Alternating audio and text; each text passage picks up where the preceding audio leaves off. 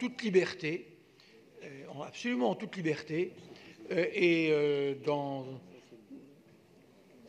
l'obscurité, je dirais, car on est très mal informé là-dessus.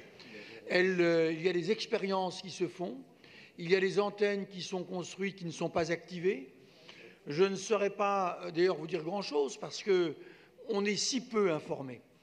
Et donc l'objet de ce vœu, c'est justement de ne pas attendre qu'il soit trop tard, puisque, par exemple, le national ne fait pas grand-chose, l'ANSES prévoit une enquête sur les risques sanitaires, mais après que la 5G aura été déployée, ce qui est une méthode, vous l'avouerez, un peu étrange. La ville, sur ce plan, a toujours eu, depuis 2002 et sous l'action des écologistes, a toujours eu une longueur d'avance avec la charte de la téléphonie mobile. Donc, ce vœu, qui est long et que je n'ai pas le temps de détailler en 2 minutes, demande, pour faire bref, que la 5G soit intégrée dans la régulation comme le sont les autres. Alors, bien sûr, la charte de la ville a l'avantage d'exister. Elle pourrait, de mon point de vue, aller plus loin, être négociée plus durement avec les opérateurs, parce que si la maire, n'a aucun droit, elle a un moyen de pression. Ce sont les 10% des antennes 4G qui continueront de fonctionner, qui sont sur les toits municipaux ou paramunicipaux. Ce sont des points hauts. Si la mairie avait une véritable volonté, elle pourrait menacer les opérateurs de ne plus avoir accès à ces toits. Et je vous prie de croire que les opérateurs accepteraient bien davantage que ce qu'ils ont donné lors de la dernière charte. Alors voilà, je souhaite que la 5G soit intégrée. On pourrait presque étudier une forme de moratoire si vraiment on le voulait. Merci. Merci Pascal Julien. La parole est à Emmanuel Grégoire.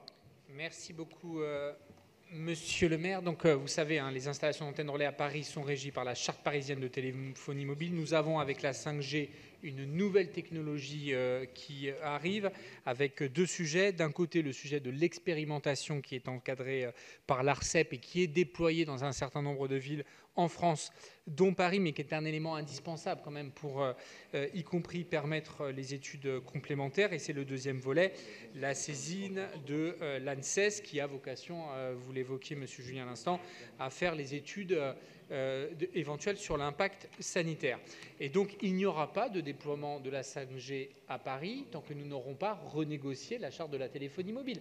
Et donc, effectivement, comme les offres commerciales sont annoncées autour de fin 2020, début 2021, il nous semble qu'il appartiendra au futur exécutif, dès le début de la prochaine mandature, d'engager des discussions avec les opérateurs de façon à encadrer le futur déploiement de la 5G. Et c'est la raison pour laquelle nous proposons un certain nombre d'amendements. Là aussi, je ne rentre pas dans le détail, mais qui est d'écarter le terme de moratoire, qui est en réalité très loin de nos compétences juridiques et réglementaires, au profit de la philosophie qui nous guide dans la charte de téléphonie mobile, c'est celui de la concertation, de l'adaptation, afin de permettre une vraie régulation. Mais nous partageons évidemment les grands principes édictés par votre vœu, et sous réserve des amendements, évidemment, j'émettrai un avis favorable. Merci Emmanuel Grégoire. Vous acceptez les amendements sur votre vœu, Pascal Julien? L'esprit constructif, j'en vois de bonnes ondes, et un mieux vaut mieux que rien, tu l'auras. Et donc oui, bien sûr, tout ce qui va dans la lutte contre la pollution électromagnétique est bienvenu. Parfait. Une demande d'explication de vote d'Éric Azière. Nous voterons bien évidemment ce vœu, cette proposition. Je rejoins les préoccupations exprimées par Pascal Julien. Je rajoute par contre que si la ville de Paris voulait bien remonter à IDF Mobilité, et en particulier à RATP, qu'on attend toujours non seulement la 5G, mais la 4G, on serait même preneur de la 3G ou de la 2G dans le métro parisien. Il y a 4 millions de voyageurs qui, tous les jours, sont dans le métro, privés de connexion et qui pourrait faire d'autres choses beaucoup plus utiles pour le commerce, pour les échanges, pour la culture et donc pour l'attractivité de Paris et la vie parisienne au vrai sens du terme, plutôt que de s'abrutir sur des applications de jeux ou de réussite. Voilà. Donc je voudrais vraiment qu'on n'oublie pas cette ville quotidienne, souterraine, privée d'Internet dans le métro. Merci beaucoup.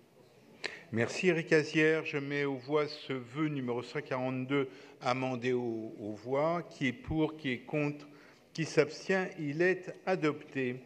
Nous en arrivons au vœu 143 relatif à un bilan d'état agricole. Joël Morel le présente.